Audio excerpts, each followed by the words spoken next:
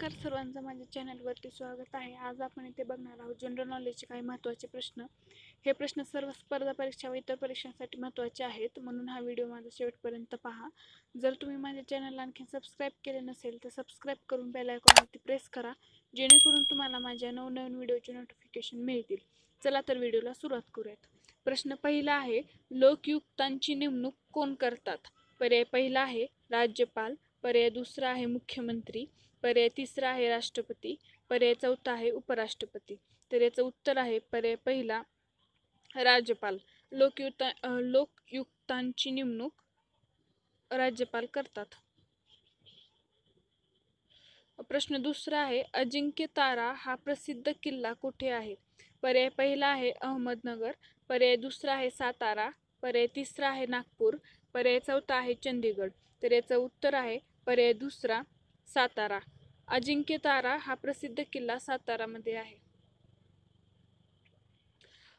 प्रश्न तिसरा आहे, रंकाळा तलाव कुठे आहे? पर्याय पहिला आहे नाशिक, पर्याय दुसरा आहे नागपूर, पर्याय तिसरा आहे कोल्हापूर, पर्याय चौथा आहे अमरावती. तर याचं उत्तर आहे पर्याय तिसरा कोल्हापूर. रंकाळा तलाव हा कोल्हापूरमध्ये आहे. तर प्रश्न चौथा आहे, पानिपत या साहित्याचे लेखक कोण आहेत? पर्याय पहिला आहे शिवाजी सावंत, पर्याय दुसरा आहे विश्वास पाटील, पर्याय तिसरा आहे ना. स. इनामदार, पर्याय चौथा आहे सेतू माधव पगडी. तर याचं उत्तर आहे पर्याय दुसरा विश्वास पाटील. पानिपत या साहित्याचे लेखक हे विश्वास पाटील आहेत. तर प्रश्न पाचवा आहे, भटनागर पुरस्कार हा कोणत्या क्षेत्रास दिला जातो?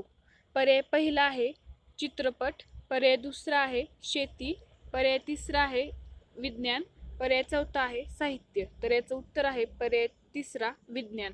भटनागर हा पुरस्कार विज्ञान या क्षेत्रास दिला जातो. प्रश्न सहावा आहे, बॅक्टेरियोलॉजी कोणत्या अभ्यासाशी संबंधित आहे?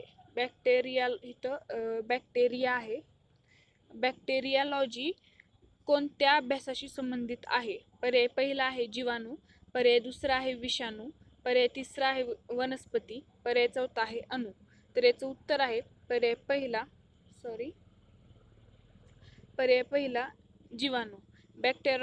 बॅक्टेरियोलॉजी हा जीवाणू या अभ्यासाशी संबंधित आहे.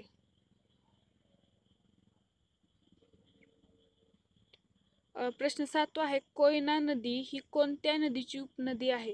इथं उपा झाले, इथं उपनदी आहे. पर्याय पहिला आहे भीमा, पर्याय दुसरा आहे कृष्णा, पर्याय तिसरा आहे गोदावरी, पर्याय चौथा आहे पूर्णा. तर याचं उत्तर आहे पर्याय दुसरा कृष्णा. कोयना नदी ही कृष्णा नदीची उपनदी आहे. तर प्रश्न आठवा आहे, तोरणमाळ चे पठार कोणत्या जिल्ह्यात आहे? पर्याय पहिला आहे नंदुरबार, पर्याय दुसरा आहे जळगाव, पर्याय तिसरा आहे चंद्रपूर, पर्याय चौथा आहे अमरावती. तर याचं उत्तर आहे पर्याय पहिला नंदुरबार. तोरणमाळचे पठार हे नंदुरबार या जिल्ह्यात आहे.